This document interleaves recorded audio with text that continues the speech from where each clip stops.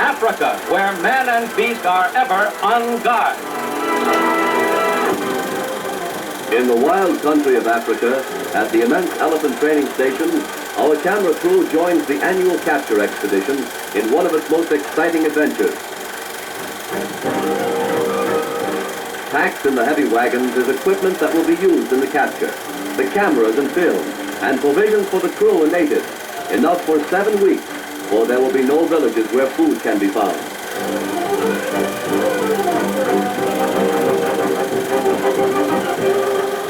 Rivers filled with wildlife, rivers packed with rhinos, crocodiles, and deadly snakes must be crossed. 10 to 15 miles a day must be covered. All roads and villages are left behind. We are on our own, and it's near the end of the dry season, and the land is parched. Traveling is difficult, grades are steep, and the road cumbersome.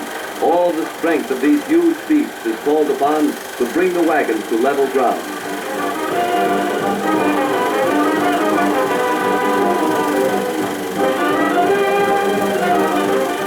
Through tall grass, then onto wooded land. It's in wooded country that the capture must take place. There must be trees to hold the ropes after the prize has been overtaken. Trees that will withstand the strength of the captive.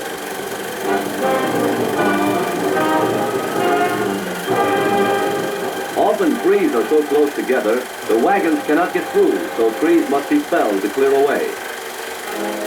One of our faithful trained elephants makes short work of this one.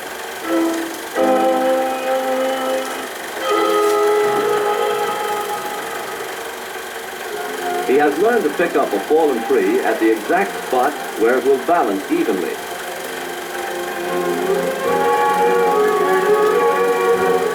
Scouts are ahead of the caravan, 3 or 4 miles on either side, looking for a wild herd. When one is sighted, fires will be lighted in accordance with a prearranged code, which will indicate the location and size of the herd. A herd has been sighted. 8 fires are burning, 800 elephants. All night there is feverish activity. The wagon is unloaded. Heavy native ropes are made ready. At dawn, 20 natives under the leadership of one white hunter start on the exciting adventure. Water and food for 1 day. Heavy bundles of rope and a few old army rifles are packed. The elephants are scattered over a territory of 4 miles. They are tranquilly feeding in groups of 10 to 50. The cameraman is too close for comfort, but not too close to film these amazing pictures. The approach is relatively easy, as elephants are short-sighted. The natives are working against the wind and quietly, so that the elephant's marvelous sense of hearing and smell will not divulge the presence of man.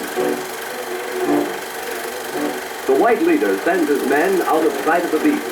Then, upon signal, they creep forward. They must select just one animal they want. Not too old, for it would be difficult to train and be a poor worker. Not too young or too small, for it would take too long to feed until it acquired full strength. The attack is near. Ropes are made ready. Each man knows he is to face danger, to risk his life. They bandage their legs with old rags and burlap, for the pursuit may last for hours, and they may run through brambles and flesh-tearing bushes. The leader looks over the herd and selects the animal he wants. It's fortunate that our elephant is near the edge of the group. The elephants are still unaware of us. They're bothered mostly by molesting flies. The slightest shift of wind will warn the elephants of our presence. There is a final inspection of guns. Now all is in readiness for the actual capture.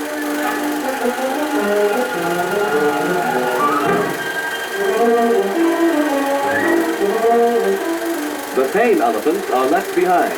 The men move forward and tension is at its height.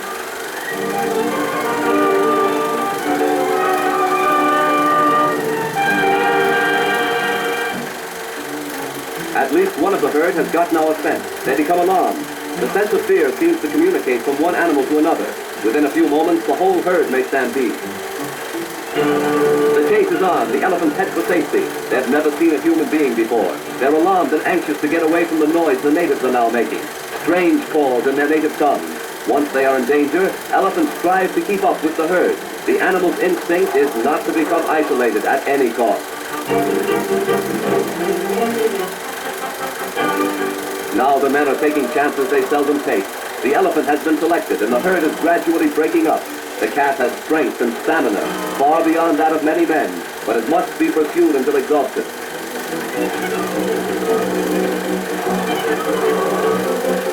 With the herd all around them, the natives, now determined to make the catch, will throw ropes around the animal's legs.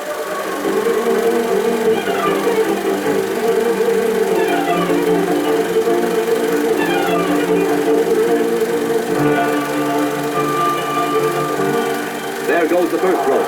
It holds. Now the other end is wound around a tree. The elephant knows he's in trouble and turns against his captive.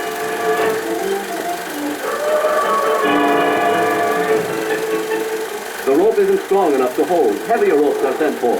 Meanwhile, the men swarm around him, hoping to hold him until the new ropes arrive. Around the tree they turn. They shorten the rope at every opportunity as the animal charges and tears at his bonds.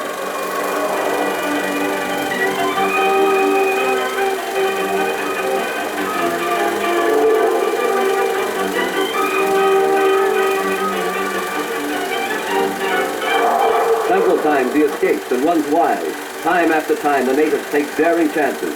Many ropes break, heavier ropes arrive, and more attempts to hold him securely are made. The beast is infuriated.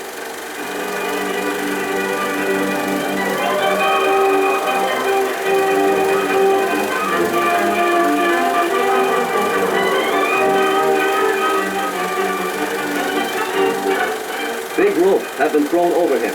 One man will seize the other end of it and try to bring it around and under the tusk, and so around the neck.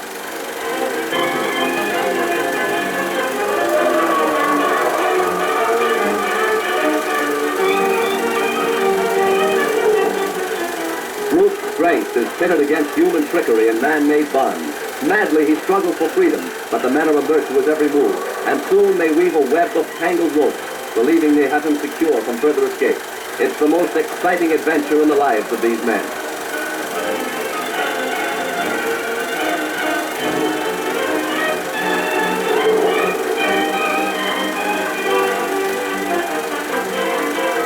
Now they have him tied to a tree.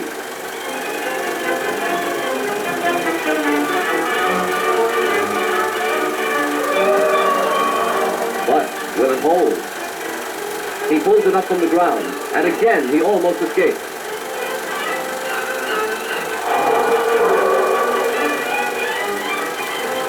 More ropes are thrown around his legs and neck. The natives are shouting, victory is near. The fight has already lasted an hour, and nearly all are exhausted from the exertion. With ropes around his feet and neck, the natives tighten the tension. The captive, now almost tired out, pauses in his struggle. Finally, when they are sure of him, when he is tied to two staunch trees, the men cheer in triumph and send for the tame elephant. It's their job now to take charge. They will get on either side of the wild one, and a strange thing happens. As soon as he feels their bodies against his, he calms down. He thinks he's back with the herd and pays no attention to the men who a few minutes ago were tormenting him. A big loop is thrown up and put around the captive's neck and tied to the neck of one of the tame animals. If he struggles, the tamed elephants will crowd him and often beat him with their trunks.